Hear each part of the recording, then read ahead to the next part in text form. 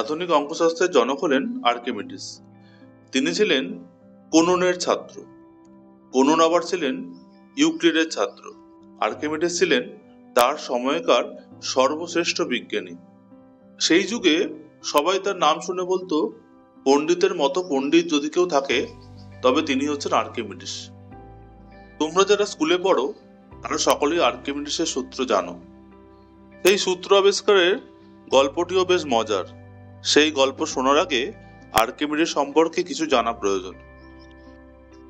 খ্রিস্টপূর্ব 287 অব্দে সিসিলি দ্বীপপুঞ্জের গ্রিক উপনিবেশ ও বন্দর নগরী সাইরাকিউজে আর্কিমিডিস জন্মগ্রহণ করেন। তার বাবার নাম ছিল ফিডিয়াস। ফিডিয়াস আবার সাইরাকিউজের রাজাদের আত্মীয় ছিলেন। তাই ছোটবেলা থেকেই আর্কিমিডিসের যাতায়াত ছিল রাজবাড়িতে। সেকালের একজন বিখ্যাত গণিতবিদ ও জ্যোতির্বিজ্ঞানী হিসেবে ফিডিয়াসের খুব নামডাক ছিল। এমন পিতার সন্তান আর্কিমিডিস যে ছোটবেলা থেকে দিন রাত বইপত্র ঘেঁটে আর অঙ্ক কষে সময় কাটিয়ে দেবেন তাতে আর আশ্চর্য কি। আলেকজান্দ্রিয়ার মিউজিয়ামে আর্কিমিডিসকে লেখাপড়া শেখার জন্য ভর্তি করে দিলেন বাবা। এই মিউজিয়াম ছিল অনেকটা এখনকার দিনের বিশ্ববিদ্যালয়ের মতো। সেখানে পড়াতেন বিখ্যাত সব অধ্যাপকরা। এই মিউজিয়ামের পাশেই ছিল বিরাট এক লাইব্রেরি। এই লাইব্রেরিতে আর্কিমিডিস গণিত, জ্যোতির্বিদ্যা, ভূগোল প্রভৃতি নানা বই পড়তেন। তবে তার সবচেয়ে ভালো লাগতো ইউক্লিডের গণিত এবং জ্যামিতি। মিউজিয়ামের পড়া শেষ করে আর্কিমিডিস আলেকজান্দ্রিয়া থেকে সাইরাকিউজে ফিরে এলেন। তবে দেশে ফিরে এলেও আলেকজান্দ্রিয়ার সঙ্গে যোগাযোগ রেখেছিলেন তিনি সারা জীবন। সাইরাকিউজের সেই সময় রাজা ছিলেন হিরন। তার সাথে আর্কিমিডিসের বন্ধুত্ব হয়ে গেল। রাজা হিরন আর্কিমিডিসকে রাত দিন বইপত্রের মধ্যে মুখ ডুবিয়ে বসে থাকতে দেখে বলতেন, এত বই পড়ে তোমার কি লাভ হবে? তোমার নাম লোকে জানে, এমন কিছু বের করো যাতে তোমার নাম লোকে মনে রাখে চিরকাল। এই কথা শুনে আর্কিমিডিস ভাবলেন, ঠিক আছে, তাই করা যাক। এই ভেবে তিনি জ্যামিতির নানা সমস্যা সমাধানের জন্য গোলক, পিরামিড, শঙ্কু প্রভৃতি ঘনবস্তুর ক্ষেত্রফল, ঘনফল নির্ণয় করলেন। আর্কিমিডিস কোন এক সময় বলেছিলেন, আমাকে কোথাও দাঁড়াবার একটা জায়গা দিলে আমি গোটা পৃথিবীকে নাড়িয়ে দেব। কি ভয়ানক কথা! রাজা হিরণের কানে এ কথা পৌঁছেছিল। তিনি আত্মবিশ্বাস যাচাই করার জন্য আর্কিমিডিসকে ডেকে পাঠালেন। আর্কিমিডিস গিয়েও ছিলেন প্রমাণ করার জন্য। তিনি একটি ভারী জাহাজ বেঁধেছিলেন। যতটা সম্ভব ততটাই ভারী মালপত্র চাপানো হয়েছিল সেই জাহাজে। এমন অবস্থা হয়েছিল যে জাহাজটাকে কোনোভাবে নাড়ানো সম্ভব হয়নি। আর্কিমিডিস কিন্তু খুব সহজে জাহাজটাকে ভাসিয়ে দিয়েছিলেন। দেখে শুনে রাজা তো অবাক। এরপর আলেকজান্দ্রিয়ায় এক জাহাজ পাঠাবার পরিকল্পনাও করেছিলেন রাজা, ভয়ানক বড়, ভারী ভারী জিনিসপত্র। এই জাহাজটাকেও নাড়াতে পারেন। আবার আর্কিমিডিস সেই জাহাজটাকে নাড়িয়ে সহজে জলে ভাসিয়ে দিলেন। আসলে আর্কিমিডিস লিভার আর পুলিকে কাজে লাগিয়েছিলেন। এই সম্পর্কে আর্কিমিডিসের দক্ষতা ছিল সাংঘাতিক। লিভার আর পুলিকে ব্যবহার করে তিনি নানা রকম যন্ত্রপাতিও বানিয়েছিলেন। এক বিশেষ ধরনের স্ক্রু আবিষ্কার করেছিলেন। তার নাম আর্কিমিডিসের স্ক্রু, যেটা চাষের জমিতে জলসেচের কাজে ভীষণভাবে সাহায্য করেছে। শুধু তাই নয়, খনি থেকে জল বের করতে কিংবা জাহাজের খোল থেকে জল বের করতে ব্যবহার করা হতো ওই স্ক্রু। এইরকমই আর একটা আবিষ্কার হলো ক্যাটাপুল্ট। দেওয়ালের সঙ্গে লাগানো, মুখটা সামান্য বেরিয়ে থাকতো। শত্রুদের জব্দ করার জন্য রাজার অনুরোধে আর্কিমিডিস এই ক্যাটাপুল্ট তৈরি করেছিলেন। আর্কিমিডিস অনেক কিছু আবিষ্কার করেছিলেন, কিন্তু সব থেকে মজার কথা, তিনি কখনোই আবিষ্কার করব এমন কিছু ভেবে তিনি আবিষ্কার করেননি। যে আবিষ্কারের জন্য তিনি জগৎ বিখ্যাত সেটি হঠাৎই একদিন তিনি আবিষ্কার করে ফেলেছেন। সে এক মজার কাহিনী। একবার রাজা হিরণ এক শ্যাকরার গাছ থেকে একটা সুন্দর সোনার মুকুট তৈরি করালেন। মুকুটটা দেখতে ভারী সুন্দর, একেবারে যেমনটা তিনি চেয়েছিলেন ঠিক তেমনটা দেখতে হয়েছে। কিন্তু রাজার মনে হলো শ্যাকরা বোধহয় সোনা চুরি করে এতে খাদ মিশিয়েছে। কি করে সেই চুরি ধরা যায়?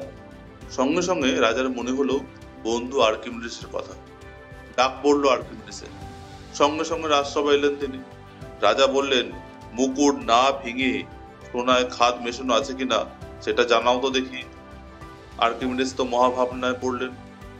মুকুট না ভেঙে কি করে যে খাদ মেশানো আছে তা বুঝবেন কিভাবে? তিনি ভেবেই পেলেন না। চিন্তা করতে করতে বাড়ি ফিরলেন। কি জবাব দেবেন রাজাকে? কিছুই মাথায় আসছে না। আবার জবাব দিতে না পারলে রক্ষে নেই রাজার হাত থেকে। এইভাবে কয়েকটা দিন কেটে গেল। একদিন মুকুটের কথা ভাবতে ভাবতে তিনি স্নান ঘরে গিয়ে জল ভর্তি স্নানের টবে নামলেন। হঠাৎ তার চোখে পড়ল, যেই তিনি জলে নামলেন সঙ্গে সঙ্গে কিছুটা জল বাইরে উপচে পড়ল। আর সঙ্গে সঙ্গে আর্কিমিডিস মুকুটের খাদ নির্ণয় সমস্যার সমাধান খুঁজে পেয়ে গেলেন। আনন্দে আত্মহারা হয়ে তিনি স্নান না করেই ইউরেকা ইউরেকা অর্থাৎ খুঁজে পেয়েছি বলতে বলতে ছুটে চললেন রাজসভার দিকে। রাজাকে গিয়ে তিনি বললেন, ওই মুকুটের যতটা ওজন ঠিক সেই ওজনের খাঁটি সোনা আমাকে দাও। তারপর একটা জল ভর্তি পাত্রের মধ্যে ওই খাঁটি সোনার তালটা তিনি ফেললেন। দেখলেন কতটা জল পড়ল। আর্কিমিডিসের পরীক্ষায় এত সহজে মুকুটের খাদ নির্ণয় সমস্যার সমাধান হয়ে যেতে রাজা হিরণ খুব খুশি হয়ে আর্কিমিডিসকে পুরস্কার দিলেন। আর আমরা পেয়ে গেলাম সেই বিখ্যাত আর্কিমিডিসের সূত্র। এখন সৌরশক্তির ব্যবহার নিয়ে খুব হইচই হচ্ছে। নানা পরীক্ষা নিরীক্ষাও হচ্ছে। কতভাবে ব্যবহার করা হয় সেই গবেষণায় বিজ্ঞানীরা ব্যস্ত, কিন্তু শোনা যায় না সেই মানুষটার কথা, অন্তত সৌরশক্তির আলোচনা। আর্কিমিডিস তিনি প্রথম বুঝেছিলেন সূর্যের রশ্মির ক্ষমতা কত হতে পারে, আর সেটা হাতে নাতে প্রমাণও করেছিলেন। আর্কিমিডিসই প্রথম সৌরশক্তিকে মানুষের প্রয়োজন মেটাতে কাজে লাগিয়েছিলেন। তাই সৌরশক্তির ক্ষমতা আবিষ্কারের কৃতিত্ব কিন্তু আর্কিমিডিসের। সেই গল্পই এখন আমরা বলব। সময়টা 215 খ্রিস্টপূর্বাব্দ। রোম সেনারা শুধু ডাঙা দিয়ে নয়, জলপথ দিয়েও আক্রমণ করছিল। সারি সারি জাহাজ দিয়ে ঘিরে রেখেছিল শহরটাকে। রাজা ডাকলেন বন্ধু আর্কিমিডিসকে।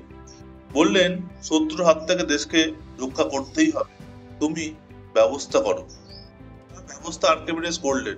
তিনি খুব সহজেই শত্রুদের জাহাজগুলোকে উড়িয়ে দিয়েছিলেন। তার জন্য কেরোসিন বা দেশলাইয়ের কোনো দরকার হয়নি, কারণ সেসব তখন ছিলই না। এমন কোনো উপায়ও জানা ছিল না যার দ্বারা ওপর থেকে জাহাজগুলোর উপর বোমা ফেলা যাবে। ভীষণ সাধারণ উপায়কে কাজে লাগিয়ে আর্কিমিডিস এই ব্যবস্থা করেছিলেন। সাধারণ অথচ অসাধারণ বিজ্ঞান ভাবনার প্রকাশ।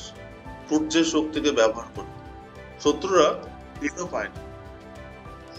খুব দূরে প্রকাশ করা যায় এমন কতগুলো ধাতব আয়না তৈরি করে তিনি তাদের পরপর সাজিয়ে রেখেছিলেন।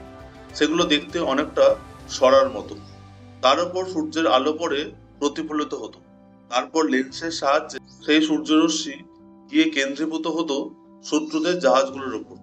তাতেই সেগুলোতে আগুন ধরে যেত।